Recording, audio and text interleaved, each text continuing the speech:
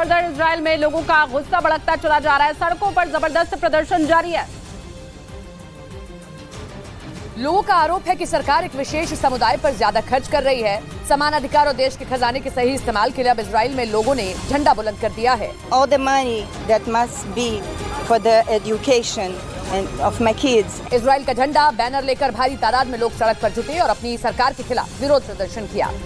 Ukraine के media ने दावा किया कि जल्द यूक्रेन को पश्चिमी देशों से कई F-16 लड़ाकू विमान मिल सकते हैं, जिसके मिलने से यूक्रेन की सेना की ताकत कई गुना बढ़ जाएगी। ज़ेलेंस्की लगातार पश्चिमी देशों से लड़ाकू विमानों की मांग करते आए हैं। यूक्रेन के मुताबिक कई देश उसे अब फाइटर जेट देने के लिए भी तैयार हो गए। यूक्रेन के रक्षा मंत्री ने उम्मीद जताई कि पश्चिमी देशों से उन्हें करीब 50 F-16 लड़ाकू विमान मिल सकते हैं। पश्चिमी मीडिया का दावा है कि बीते कुछ महीनों में रूसी सेना ने यूक्रेन पर आसमानी हमले तेज किए हैं। बताया गया कि अब इसीलिए पश्चिमी देशों ने भी यूक्रेन को F-16 लड़ाकू विमानों को भेजने का मन बना लिया।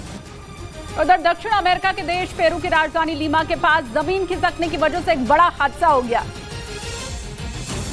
और इस घटना में वहां 4 मकान जमींदोज हो गए। हादसे के बाद जो तस्वीरें सामने आई वो बेहद डराने वाली हैं। तस्वीरों में साफ देखा जा सकता है कि जमीन खिसकने की वजह से एक सड़क भी धंस गई, जिसकी वजह से वहां कई गाड़ियां फंसी नजर आई। इस हादसे में कई लोगों के घायल होने की भी खबर है। ब्रिटेन और हॉलैंड ने मिलकर यूक्रेन की मदद करने का भरोसा दिया ताकि ज़ेलेंस्की की फौज को घातक लड़ाकू विमान मिल सकें।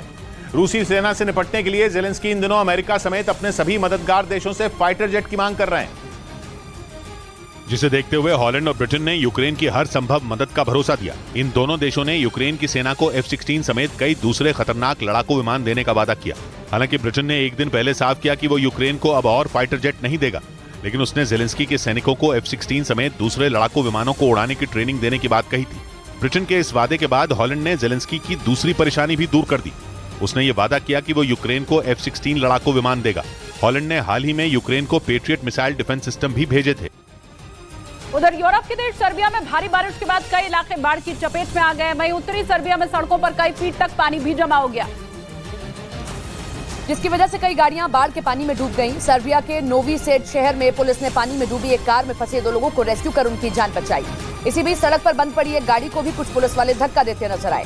सर्बिया की सरकार ने बाढ़ वाले इलाकों में राहत बचाव के लिए कई टीमों को तैनात कर दिया है। संयुक्त राष्ट्र ने चेतावनी दी कि आने वाले 5 साल में लोगों को भीषण गर्मी का सामना करना पड़ सकता है। दावा है कि 2015 से लेकर 2022 तक सबसे ज्यादा गर्मी पड़ी थी और अब जलवायु परिवर्तन में तेजी आने से तापमान में बेतहाशा बढ़ोतरी का अंदेशा जताया गया, जिसकी वजह से दुनिया भर में गर्मी नए रिकॉर्ड बना सकती है। संयुक्त राष्ट्र के मुताबिक भीषण गर्मी की शुरुआत इसी साल के जुलाई महीने से हो सकती है, जो कि साल 2027 तक लोगों को परेशान करने वाली है। दावा है कि एल निन्यो की वापसी की वजह से तापमान बढ़ने का अलर्ट जारी किया गया। एल निन्यो एक प्राकृतिक घटना है जिसमें समुद्र की सतह का तापमान 4 से 5 डिग्री सेल्सियस तक बढ़ जाता है, जिसका सबसे ज्यादा असर प्रशांत महासागर के कई क्षेत्रों पर पड़ता है।